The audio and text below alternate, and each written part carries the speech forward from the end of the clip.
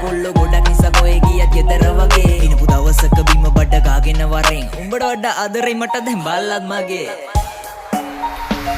කෙල්ල දෙන්න බැරි වෙද සමාව උඹට පේන්න බැරි ඇයිද මාව බලන්